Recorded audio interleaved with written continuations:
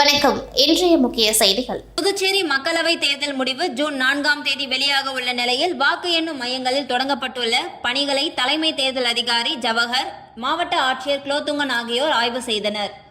புதுச்சேரி மக்களவை தேர்தலில் 23 தொகுதிகளில் பதிவான மின்னணு வாக்குப்பதிவு இயந்திரங்கள் புதுச்சேரி மகளிர் பொறியியல் கல்லூரி மற்றும் மோதிலால் நேரு அரசு பாலிடெக்னிக் கல்லூரி, புதுச்சேரி லாஸ்பேட்டை ஆகிய குறிப்பிட்ட வாக்கு எண்ணும் மையங்களில் பாதுகாப்பு அறையில் வைக்கப்பட்டுள்ளன. ஜூன் 4 அன்று முடிவுகள் வெளியாக உள்ள நிலையில் வாக்கு எண்ணும் அறைகளில் விரிவான ஏற்பாடுகள் தொடங்கப்பட்டு செய்யப்பட்டுள்ளன. 2 வாக்கு எண்ணும் மையங்களிலும் 8 வாக்கு எண்ணும் அரங்கம் அமைக்கப்பட்டுள்ளது. இயந்திரங்களின் நகர்வுகளை காட்சிப்படுத்த தொலைக்காட்சி பெட்டி மற்றும் வாக்கு எண்ணும் பணிகளை பதிவு செய்ய வீடியோ பதிவு குழு ஆகிய அனைத்து வசதிகளும் செய்யப்பட்டுள்ளது. வாக்கு எண்ணும் மையத்தில் 3 அடுக்கு பாதுகாப்பு அமைக்கப்பட்டுள்ளது. வாக்கு எண்ணும் மையம் முழுவதும் 120 கண்காணிப்பு கேமராக்கள் பொருத்தப்பட்டுள்ளது.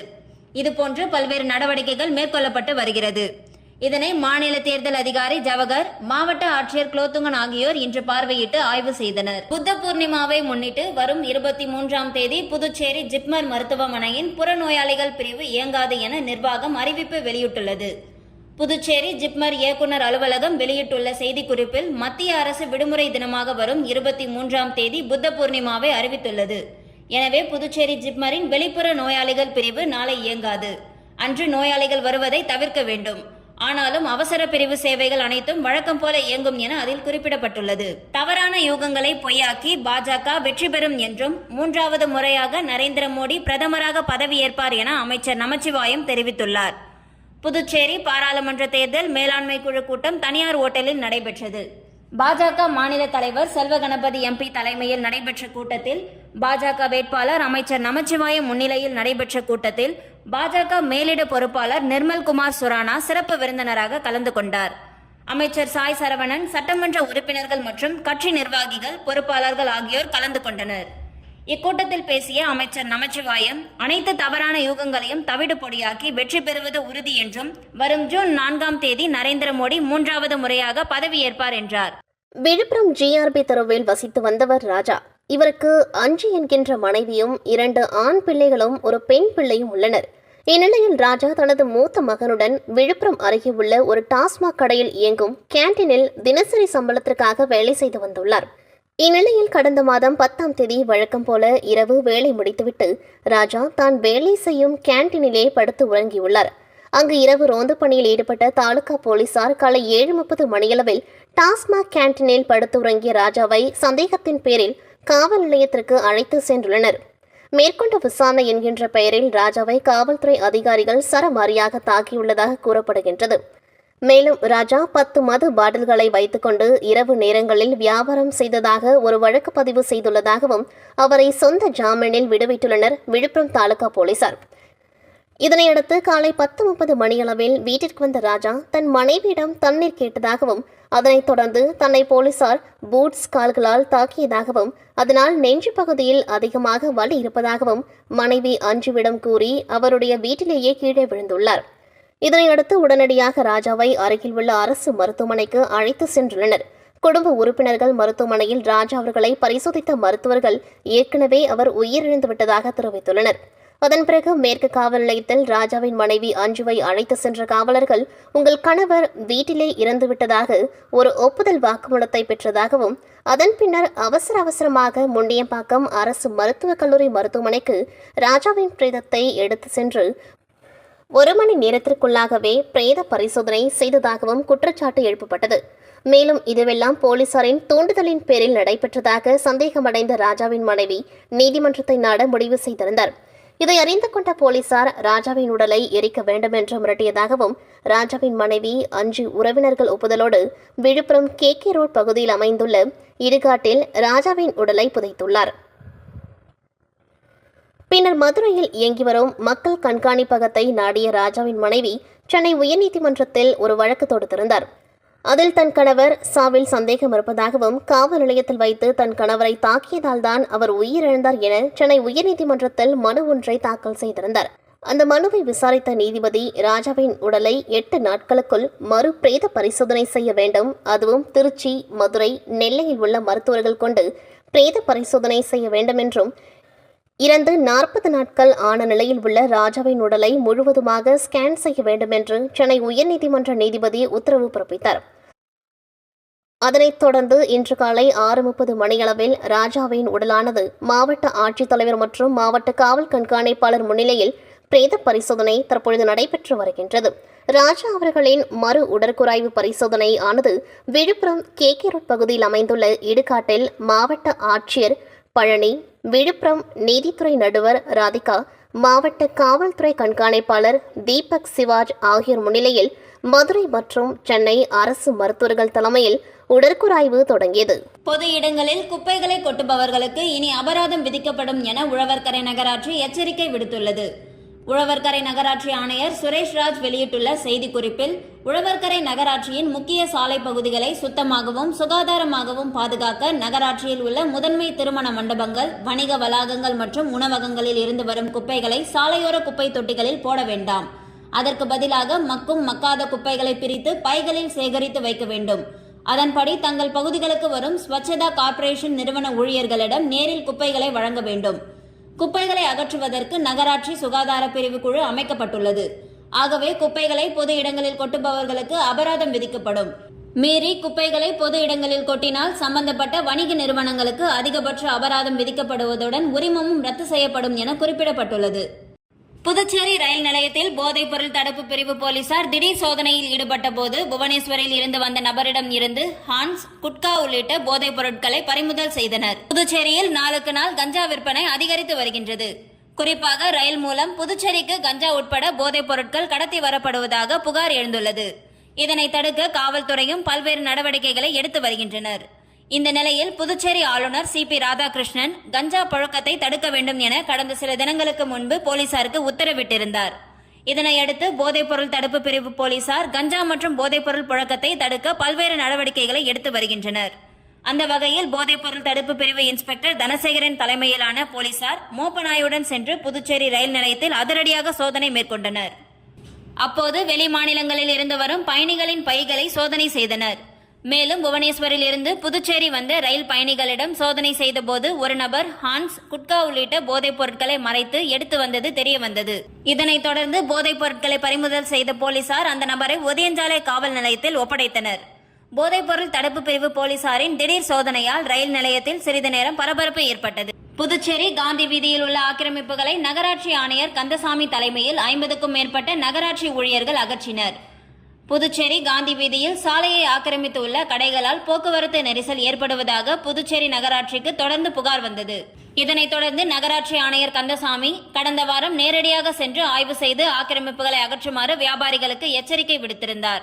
மேலும் நேற்று நகராட்சி ஊழியர்கள் சாலையை ஆக்கிரமித்து உள்ள கடைகளுக்கு நோட்டீஸ் வழங்கி எச்சரிக்கை விடுத்திருந்தனர். இந்த நிலையில் நகராட்சி ஆணையர் கந்தசாமி தலைமையில் 50க்கும் மேற்பட்ட நகராட்சி ஊழியர்கள் போலீசார் பாதுகாப்புடன் காந்தி வீதியில் உள்ள ஆக்கிரமிப்புகளை JCB இயந்திரம் மூலம் அகற்றும் பணியில் இன்று ஈடுபட்டனர். இதற்கு எதிர்ப்பு தெரிவித்து ஒரு சில வியாபாரிகள் நகராட்சி ஊழியர்களுடன் கடும் வாக்குவாதத்தில் ஈடுபட்டனர். இதனால் அப்பகுதியில் பதட்டமான சூழல் நிலவியது. வாக்குவாதத்தில் ஈடுபட்ட வியாபாரிகளை பாதுகாப்பு பணியில் ஈடுபட்டிருந்த போலீசார் அப்புறப்படுத்தினர். அதனைத் தொடர்ந்து ஆக்கிரமிப்பு பணிகள் அகற்றும் பணி நடைபெற்றது. அரியாங்குப்பம் மார்க்கெட்டில் நடைபாதையை ஆக்கிரமித்துள்ள கடைகளை ஆணையர் ரமேஷ் தலைமையில் ஊழியர்கள் அகற்றினர். புதுச்சேரி அரியாங்குப்பம் கொம்யூன் பஞ்சாயத்து எதிரே மார்க்கெட் உள்ளது. இங்கு வியாபாரிகள் பலர் நடைபாதையை ஆக்கிரமித்து வியாபாரம் செய்து வந்தனர். மார்க்கெட்டுக்கு செல்லும் பொதுமக்கள் நடந்து செல்ல வழியில்லாமல் அவதி அடைந்து வந்த நிலையில் இதுகுறித்து பொதுமக்கள் அரியாங்குப்பம் கொம்யூன் பஞ்சாயத்தில் புகார் தெரிவித்தனர்.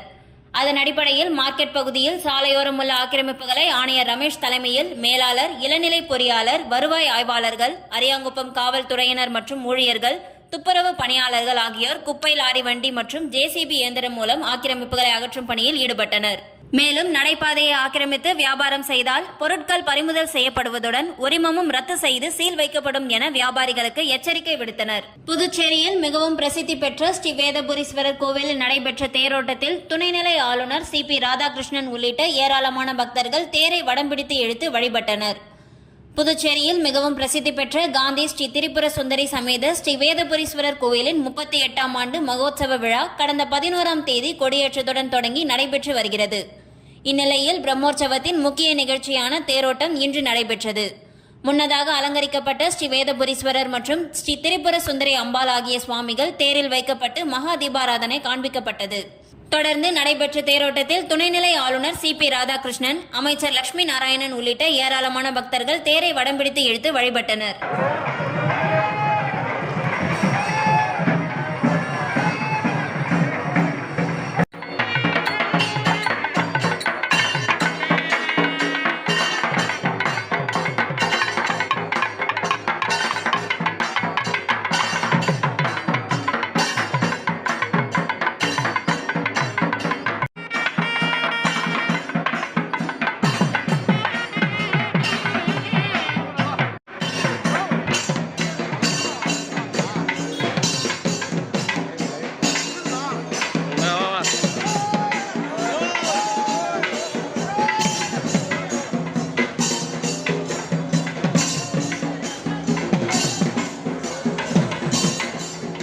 புதுச்சேரி திருக்கனூர் அடுத்த வம்புப்பட்டு கிராமத்தில் முத்துமாரியம்மன் கோவில் அமைந்துள்ளது. இக்கோவில் செடல் உற்சவம் கடந்த 18ஆம் தேதி ஐயனாரப்பன் கோவிலில் ஊரணி பொங்கலுடன் துவங்கியது. இதையொட்டி முத்து மாரியம்மன் கரகம் வீதி உலா, சாகை வார்த்தல் நிகழ்ச்சியை தொடர்ந்து சிவன் பார்வதி சுவாமிக்கு திருக்கல்யாண உற்சவம் நடைபெற்றது. திருக்கல்யாண உற்சவத்தில் விவசாயிகள் மற்றும் பொதுமக்கள் நலன் கருதி வித்தியாசமான முறையில் பழ வகைகளுக்கு பதிலாக விவசாயிகள் மூலம் நேரடியாக கிடைக்கக்கூடிய தேங்காய், மாங்காய், எலும்புச்சம், கொய்யாக்காய், நெல்கதிர், நொங்கு, வாழைக்காய், நார்த்தங்காய், பப்பாளிக்காய், ஈச்சங்காய் உள்ளிட்டவை சீர்வரிசை தட்டில் வைக்கப்பட்டிருந்தன. தொடர்ந்து சிவன் பார்வதிக்கு பல்வேறு பூஜைகள், சிறப்பு அலங்காரம் செய்யப்பட்டு பாம்பு நடனத்துடன் திருக்கல்யாண உற்சவம் நடைபெற்றது. இதில் வம்புப்பட்டு மற்றும் அதனை சுற்றியுள்ள பல்வேறு கிராமங்களைச் சேர்ந்த பக்தர்கள் மற்றும் பொதுமக்கள் பங்கேற்று சுவாமி தரிசனம் செய்தனர். தொடர்ந்து மீன் அலங்காரத்தில் சுவாமி வீதியுலா நடைபெற்றது. சிவன் பார்வதி திருக்கல்யாண வைபோகத்திற்கான ஏற்பாடுகளை கோவில் நிர்வாகம் மற்றும் கிராம பொதுமக்கள் செய்திருந்தனர்.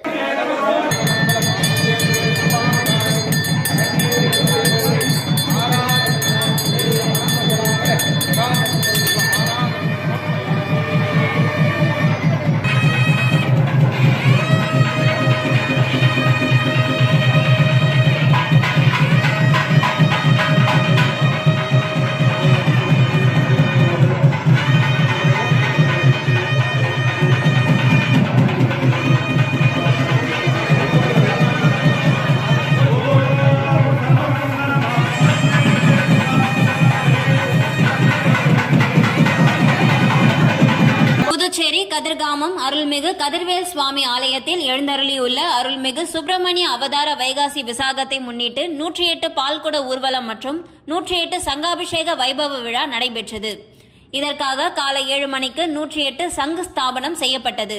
தொடர்ந்து 108 பால்குடங்கள் அருள்மிகு முத்துமாரியம்மன் ஆலயத்தில் இருந்து புறப்பட்டு மாடவீதி வழியாக வலம் வந்து முருகன் ஆலயத்தை வந்தடைந்தது. அங்கு 108 பால்குடத்தில் சுவாமிக்கு மகா அபிஷேகமும் ஆராதனையும் நடைபெற்றது. தொடர்ந்து 108 சங்காபிஷேகம் நடைபெற்றது. இதில் மகா தீபாராதனையும் உடன் பிரகார உற்சவம் நடைபெற்றது. தொடர்ந்து கலந்து கொண்ட பக்தர்களுக்கு பிரசாதங்கள் வழங்கப்பட்டது. குழந்தை பாக்கியம் இல்லாத தாய்மார்கள் மற்றும் திருமணமாகாத கன்னிப்பெண்கள் உடனடியாக திருமணமாகிறது என்பது ஐதீகம். நிகழ்ச்சிக்கான ஏற்பாடுகளை கோவில் நிர்வாக அதிகாரி இளங்குமரன் மற்றும் உபயதாரர் வெள்ளாளர் வீதி கிருஷ்ணமூர்த்தி குடும்பத்தார் உள்ளிட்ட பொதுமக்கள் திரளாக கலந்து கொண்டனர்.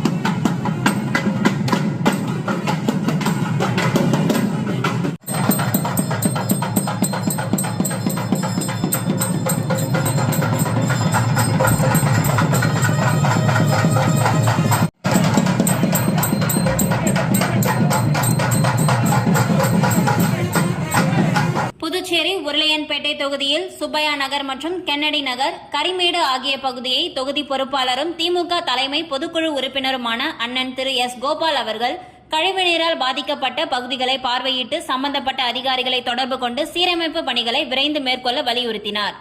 புதுச்சேரி மாநிலம் உருளையன்பேட்டை தொகுதிக்குட்பட்ட பகுதியான சுப்பையா நகர் மற்றும் கென்னடி நகர், கரிமேடு பகுதி அமைந்துள்ளது. இதில் சுப்பையா நகர் பகுதியில் 6வது மற்றும் 7வது குறுக்கு தெருவில் உள்ள கழிவுநீர் தொட்டியின் குழாயானது மறைமலை அடிகள் சாலையில் உள்ள மெயின் ரோடு கழிவுநீர் தொட்டியில் விழுமாறு அமைக்கப்பட்டிருந்தது. ஆனால் அந்த வீதியில் சைடு வாய்க்கால் அமைக்கும் போது கழிவுநீர் குழாய் உடைக்கப்பட்டு விட்டது. இதனால் கழிவுநீரானது கழிவுநீர் தொட்டிக்கு செல்லாமல் மறைமலை அடிகள் சாலையில் அமைந்துள்ள பெரிய வாய்க்காலில் நேரடியாக விழுகிறது. இதன் காரணமாக துர்நாற்றம் வீசுவதுடன் கொசுக்கள் உற்பத்தியாகும் இடமாக அமைந்துள்ளது. இதனால் சுகாதார சீர்கேடு ஏற்பட்டு உடன் டெங்கு மற்றும் மலேரியா காய்ச்சல் பரவும் நிலை உருவாகியுள்ளது. மேலும் அந்த அசுத்த அமில காற்றினால் அப்பகுதியில் உள்ள குளிர்சாதன பெட்டிகள் அடிக்கடி பழுதடைந்து போய்விடுகின்றன. இதனால் மக்கள் பெரும் மன உளைச்சலுக்கு ஆளாகின்றனர்.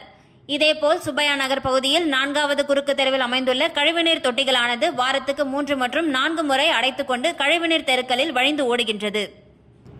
இதனால் மக்கள் நடமாட முடியாமல் அச்சப்படுகின்ற நிலை உருவாகியுள்ளது. இப்படி கழிவுநீர் தொட்டி அடைத்துக் கொள்வதும் அதை தாமதமாக சரி செய்வதும் தொடர்கதையாக உள்ளது. பொதுப்பணித்துறை மற்றும் நகராட்சி அதிகாரிகளை தொடர்பு கொண்டு இந்த பிரச்சினைக்கு நிரந்தர தீர்வு காண வேண்டும் என வலியுறுத்தப்பட்டது. அது மட்டுமல்லாமல் ஐயனார் நகரில் அமைந்துள்ள கழிவுநீர் உந்து நிலையத்தை தினசரி 3 அல்லது அதற்கு மேற்பட்ட முறையில் மோட்டாரை இயக்கி கழிவுநீரை உறிஞ்சி அடைப்புகளை அகற்றி கழிவுநீர் பாதை சீராக அமைய வழிவகை செய்யுமாறு கேட்டுக்கொள்ளப்பட்டது. மேலும் எதிர்வரும் காலங்கள் மழைக்காலங்களாக உள்ளதால் மக்கள் பெரும் சிரமத்திற்கு உள்ளாவதற்கு முன் நடவடிக்கை எடுத்து உதவ கோரிக்கை வைத்து இதனை முக்கிய பணியாக கருதி விரைந்து செயல்படுமாறு வலியுறுத்தப்பட்டது. அப்பொழுது உடன் தொகுதி செயலாளர் திரு ரா சக்திவேல், அவைத்தலைவர் ஆதிநாராயணன், சுப்பையா நகர் கிளை செயலாளர் முத்துசுவாமி, கிளை கழக நிர்வாகிகளான குருசுவாமி, மணமோகன், பொன்னுசாமி, ஜெயக்குமார், காமராஜ், சீனு, ராஜாராம், வெங்கடேசன், ராஜேந்திரன், உமாபதி, குரு, சுப்பு, அஜிபாக்ஷா, ஸ்டீபன், முருகன் மற்றும் ஊர் பொதுமக்கள் உடன் இருந்தனர். மாணவர் கல்விக்கடன் கண்காட்சி நடத்த மாண்புமிகு முதலமைச்சர் திரு ரங்கசாமியிடம் முதலியார்பேட்டை சட்டமன்ற உறுப்பினர் திரு எல் சம்பத் அவர்கள் கோரிக்கை. இளைய தலைமுறைக்கு உயர்கல்வி மிகுந்த முக்கியத்துவம் வாய்ந்ததாக உள்ளது. போட்டிகள் அதிகமுள்ள இன்றைய சூழலில் படிப்பதற்கும் ஏராளமான வாய்ப்புகள் உள்ளன. ஏழை மற்றும் நடுத்தர வர்க்கத்தினர் தங்களின் அடுத்த தலைமுறையை முன்னோக்கி கொண்டு செல்ல கல்வியை பெரிதும் நம்பியுள்ளனர். ஆனால் உயர்கல்வி என்பது தற்பொழுது அனைவருக்கும் எளிதாக கிடைப்பதில்லை. அரசு கல்லூரி என்றாலும் தனியார் கல்லூரி என்றாலும் கல்வி கட்டணம் அதிகமாகவே உள்ளது. இதை கருத்தில் கொண்டுதான் தாங்கள் சென்டாக் திட்டத்தை கொண்டு வந்தீர்கள். இதன் மூலம் ஏராளமான மாணவர்கள் பயன்பெற்று வருகின்றனர். இருப்பினும் உயர்கல்வி பயிலும் மாணவர்களின் சதவிகிதம் உயரவில்லை. அதற்கான காரணம் மாணவர்கள் தங்களின் பங்களிப்பாக செலுத்த வேண்டிய தொகையை செலுத்த முடியாத சூழலில் உள்ளனர். இப்படிப்பட்ட மாணவர்களுக்கு உதவும் பொருட்டு கொண்டுவரப்பட்டதுதான் மாணவர் கல்வி கடன் வழங்கும் திட்டம். இருப்பினும் கல்வி கடன் பெறுவதில் மாணவர்களுக்கு போதிய விழிப்புணர்வும் எங்கே, எப்படி, யாரை அணுகுவது என்ற புரிதலும் தெளிவாக இல்லை. ஒரு சில வங்கிகள் வெளிநாட்டு கல்வி பயிலும் மாணவர்களுக்கு மட்டுமே கடன் வழங்குகின்றனர். ஒரு சில வங்கிகள் உள்நாட்டில் படிக்கும் மாணவர்களுக்கும் வெளிநாட்டில் கல்வி பயிலும் மாணவர்களுக்கும் சேர்ந்து கடன் வழங்குகின்றனர். ஒவ்வொரு வங்கியும் ஒவ்வொரு கடன் அளவு, அதற்கான கட்டணம் ஆகியவற்றை நிர்ணயம் செய்துள்ளனர். இது மாணவர்களுக்கும் பெற்றோர்களுக்கும் தெரிவது இல்லை. எனவே அனைத்து வங்கிகள் அடங்கிய கல்வி கடன் வழங்கும் விழிப்புணர்வு கண்காட்சியை மாண்புமிகு முதலமைச்சர் அவர்கள் நடத்த ஆவணம் செய்ய வேண்டும். இதன் மூலம் வங்கிக் கடன் பெறுவது குறித்த நடைமுறையை அனைத்து மாணவர்களும் பெற்றோர்களும் எளிதாக தெரிந்து கொள்ள வாய்ப்பாக அமையும். எனவே மாண்புமிகு முதலமைச்சர் அவர்கள் புதுச்சேரியில் கல்வி கடன் வழங்கும் விழிப்புணர்வு கண்காட்சியை அனைத்து வங்கிகளையும் ஒருங்கிணைத்து ஏற்படுத்த நடவடிக்கை எடுக்குமாறு கேட்டுக்கொள்வதாக கூறினார். புதுச்சேரி அருகே உள்ள சிங்கிரிக்குடியில் எழுந்தருளியுள்ள அருள்மிகு லட்சுமி நரசிம்மர் பிரம்மோற்சவ விழா முன்னிட்டு நடைபெற்ற திருத்தேரோட்டத்தில் ஆயிரக்கணக்கானோர் பங்கேற்றனர். புதுச்சேரி அருகே சிங்கிரிக்குடியில் அமைந்துள்ளது புகழ்பெற்ற அருள்மிகு லட்சுமி நரசிம்ம சுவாமி திருக்கோவில். இந்த திருக்கோவிலின் 2024ஆம் ஆண்டு பிரம்மோற்சவ விழா 14ஆம் தேதி கொடியேற்றத்துடன் துவங்கியது. இதனைத் தொடர்ந்து தினந்தோறும் பல்வேறு வாகன சேவையுடன் நரசிம்மர் எழுந்தருளி பக்தர்களுக்கு காட்சியளித்தார். தொடர்ந்து அலங்கரிக்கப்பட்ட லட்சுமி நரசிம்மர் தேரில் வைக்கப்பட்டு ஆயிரக்கணக்கான பக்தர்கள் வடம் பிடித்து கோவிந்தா கோவிந்தா கோஷத்துடன் திருத்தேரினை முக்கிய வீதிகளின் வழியாக இழுத்து சென்றனர். இதில் ஆயிரக்கணக்கான பக்தர்கள் பங்கேற்று வடம் பிடித்து இழுத்து நரசிம்மரை வழிபட்டனர். வில்லியனூரில் பிரசித்தி பெற்ற திருக்காமீஸ்வரர் ஆலய தேர் திருவிழாவை முன்னிட்டு என்ஆர் காங்கிரஸ் பிரமுகர் சரவணன் ஏற்பாட்டில் அன்னதானம் வழங்கப்பட்டது. வில்லியனூரில் பிரசித்தி பெற்ற திருக்காமீஸ்வரர் ஆலய தேர் திருவிழா வெகு விமரிசையாக நடைபெற்றது. இதனையொட்டி வில்லியனூர் ஏழை மாரியம்மன் ஆலயம் எதிரே என்ஆர் காங்கிரஸ் பிரமுகர் சரவணன் ஏற்பாட்டில் அன்னதானம் வழங்கும் நிகழ்ச்சி நடைபெற்றது. இதில் உள்துறை அமைச்சர் நமச்சிவாயம் சிறப்பு விருந்தினராக கலந்து கொண்டு விழாவிற்கு தலைமை தாங்கி பொதுமக்களுக்கு அன்னதானம் வழங்கி நிகழ்ச்சியை தொடங்கி வைத்தார். இந்நிகழ்ச்சியில் புகழ் உட்பட ஏராளமான முக்கிய பிரமுகர்கள் பலர் கலந்து கொண்டு அன்னதானம் வழங்கும் நிகழ்ச்சியை சிறப்பித்தனர். காரைக்கால் அடுத்த திருநள்ளாறு ஸ்ரீ சனீஸ்வர பகவான் ஆலயத்தில் வைகாசி பிரம்மோற்சவ விழாவில் இறுதி நாளான நேற்று தெப்போற்சவத்தில் ஏராளமான பக்தர்கள் கலந்து கொண்டு சுவாமி தரிசனம். புதுச்சேரி மாநிலம் காரைக்கால் அடுத்த திருநள்ளாற்றில் அமைந்துள்ள உலக பிரசித்தி பெற்ற ஸ்ரீ தர்பாரண்யேஸ்வரர் தேவஸ்தானம் ஸ்ரீ சனி பகவான் ஆலயத்தில் பிரம்மோற்சவ விழா கடந்த மாதம் 5ஆம் தேதி கொடியேற்றத்துடன் துவங்கியது. இவ்விழாவின் நிறைவு நாளான நேற்று தெப்போற்சவம் நடைபெற்றது. இந்த தெப்போற்சவ விழாவானது ஆலயத்தின் எதிரே உள்ள பிரம்ம தீர்த்தத்தில் மின் விளக்குகளால் அலங்கரிக்கப்பட்டு தெப்பத்தில் சுவாமி அம்பாள் எழுந்தருளி பக்தர்களுக்கு காட்சியளித்தார். பிரம்மோற்சவ விழாவின் தெப்போற்சவம் முன்னிட்டு சிறப்பு வான வேடிக்கைகள் நடைபெற்றது. சிவாச்சாரியார்கள் வேத மந்திரங்கள் ஓத, மங்கள வாத்தியங்கள் முழங்க சுவாமிகள் 3 முறை தெப்பத்தில் வலம் வந்தனர். நிகழ்ச்சியில் தர்மபுரி ஆதீன ஸ்ரீமத் சிவகுருநாத தம்பிரான் சுவாமிகள், ஆலய நிர்வாக அதிகாரி அருணகிரிநாதர் உள்ளிட்ட ஏராளமான பக்தர்கள் கலந்து கொண்டு சுவாமி தரிசனம் செய்தனர். மடுகரை பட்டாம்பாக்கம் செல்லும் சாலை பகுதியில் கொட்டப்பட்டுள்ள கோழி கழிவுகள் அதிரடியாக அகற்றப்பட்ட நிலையில் நீர்நிலை பகுதிகளில் கோழி கழிவுகளை கொட்டுபவர்கள் மீது கடுமையான நடவடிக்கை பாயும் என ஆணையர் எச்சரிக்கை விடுத்துள்ளார். நெட்டப்பாக்கம் பஞ்சாயத்துக்குட்பட்ட மடுகரை பட்டாம்பாக்கம் செல்லும் பிரதான சாலையில் உள்ள ஏரிக்கரை பகுதியில் கோழி கழிவுகளை சமூக விரோதிகள் சிலர் மூட்டை மூட்டையாக வீசி சென்றுள்ளனர். இதனால் தற்போது பெய்து வரும் மழையினால் சுகாதார சீர்கேடு ஏற்பட்டு நோய் தொற்று ஏற்படும் நிலை உருவானது. இதுகுறித்து செய்திகள் பல்வேறு ஊடகங்களில் வெளியான நிலையில் நெட்டப்பாக்கம் கொம்யூன் பஞ்சாயத்து ஆணையர் ரமேஷ் மற்றும் அதிகாரிகள் சம்பவ இடத்திற்கு விரைந்து சென்று கோழி கழிவுகள் அனைத்தையும் முற்றிலுமாக அகற்றி நடவடிக்கை எடுத்தனர். மேலும் பேருந்து நிலைய பகுதி, சாராயக்கடை பகுதி ஆகிய இடங்களில் உள்ள குப்பைகளையும் அகற்றி தூய்மையாக மாற்றினர். இந்நிகழ்வில் உதவி பொறியாளர் ராமலிங்கேஸ்வர ராவ், இளநிலை பொறியாளர் ஐயப்பன் மற்றும் அதிகாரிகள் உடனிருந்தனர். மேற்கொண்டு பொது இடங்கள் மற்றும் நீர்நிலை பகுதிகளில் கோழி கழிவுகளை கொட்டுபவர்கள் மீது அபராதம் விதிக்கப்படும் என்றும், மீறினால் கடைக்கு சீல் வைக்கப்படும் என்றும் எச்சரிக்கை விடுத்துள்ளனர். வில்லியனூர் அடுத்த பெரம்பை ஸ்ரீ ஏழை மாரியம்மன் கோவிலில் ஊரணி பொங்கல், பார்சாகை வளர்த்தல், செடல் தரித்தல் நிகழ்ச்சியில் ஏராளமான பொதுமக்கள் கலந்து கொண்டு சுவாமி தரிசனம் செய்தனர். வில்லியனூர் அடுத்த தமிழக பகுதியான பெரம்பை கிராமத்தில் எழுந்தருளி இருக்கும் அருள்மிகு ஸ்ரீ ஏழை மாரியம்மன் கோவில் திருவிழா வெகு சிறப்பாக நடைபெற்றது. இதில் நேற்று முன்தினம் ஐயனாரப்பன் ஆலயத்தில் ஊரணி பொங்கல் வைத்தல் நிகழ்ச்சி நடைபெற்றது. இதில் திரளான பொதுமக்கள் கலந்து கொண்டு பொங்கல் வைத்து அம்மனை வழிபட்டனர். இதனைத் தொடர்ந்து பொறையாத்தம்மன் ஆலயத்தில் சுவாமி வர்ணிக்கப்பட்டு கரகம் எடுக்கப்பட்டது. தொடர்ந்து பொதுமக்கள் பொங்கல் பானையுடன் ஊர் முழுவதும் வலம் வந்து ஏழை மாரியம்மன் ஆலயத்தில் பொங்கல் வைத்து படைத்து சுவாமி தரிசனம் செய்தனர். இரவு ஸ்ரீ விநாயகர், ஸ்ரீ முருகன், ஸ்ரீ ஐயனாரப்பன் பூரணி பொற்கலை சுவாமிகளின் வீதி உலா மின் அலங்காரத்துடன் நடைபெற்றது. இதனைத் தொடர்ந்து நேற்று அம்மனுக்கு பார்சாகை வளர்த்தல் நிகழ்ச்சி நடைபெற்றது. இதில் திரளான பக்தர்கள் கலந்து கொண்டு அம்மனுக்கு கூழ் மற்றும் கஞ்சி ஊற்றி தங்களது வேண்டுதலை நிறைவேற்றினர். மாலை நடைபெற்ற செடல் திருவிழாவில் திரளான பக்தர்கள் கலந்து கொண்டு செடல் தரித்து தங்களது வேண்டுதலை நிறைவேற்றினர். கூனிச்சம்பட்டு கிராமத்தில் துப்புரவு விழிப்புணர்வு முகாமினை ஆணையர் எழில்ராஜன் துவக்கி வைத்தார்.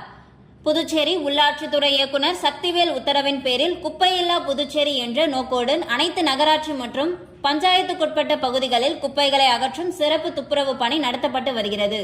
இதன் ஒரு பகுதியாக மண்ணாடிப்பட்டு கொம்யூன் பஞ்சாயத்து பகுதிகளில் சுத்தம் செய்யும் பணி தீவிரப்படுத்தப்பட்டுள்ளது. அதன் ஒரு பகுதியாக மண்ணாடிப்பட்டு பஞ்சாயத்துக்குட்பட்ட கூனிச்சம்பட்டு கிராமத்தில் HR2 தனியார் சுத்தம் செய்யும் நிறுவனத்தின் துணை கொண்டு கொம்யூன் பஞ்சாயத்து ஊழியர்கள் ஆணையர் எழில்ராஜன் தலைமையில் பொதுமக்களுக்கு குப்பையை பயன்படுத்தும் விதங்கள் குறித்தும், குப்பைகளை தரம் பிரித்து நிறுவனத்திற்கு ஒப்படைப்பது தொடர்பாகவும் விழிப்புணர்வு ஊர்வலத்தை நடத்தினார்கள். இந்த ஊர்வலத்தின் போது கொம்யூன் பஞ்சாயத்து ஊழியர்களும் HR2 நிறுவனத்தின் ஊழியர்களும் ஒன்று சேர்ந்து வீதிகள் தோறும் குப்பைகளை தரம் பிரித்து கொடுக்க வேண்டும் என்றும், குப்பைகளை குப்பை வண்டி வரும் சமயங்களிலேயே அவர்கள் கைகளில் கொடுக்க வேண்டும் என்றும், அவர்கள் இல்லாத சமயத்தில் குப்பைகளை குப்பை தொட்டிகளில் மட்டுமே போட வேண்டும், தெருக்களில் வீசக்கூடாது என்று குப்பைகளை கையாள்வது தொடர்பான விழிப்புணர்வு கொடுக்கப்பட்டது. அதே நேரத்தில் அந்த தெருக்களில் இருந்த குப்பைகளும் சுத்தம் செய்யும் பணியும் நடைபெற்றது. இந்த நிகழ்ச்சியில் மண்ணாடிப்பட்டு ஆணையர் எழில்ராஜன், இளநிலை பொறியாளர் ஆனந்தன் மற்றும் HR2 நிறுவனத்தின் அதிகாரிகள், ஊழியர்கள் உடனிருந்தனர். இத்துடன் செய்திகள் நிறைவடைகின்றது. நன்றி, வணக்கம்.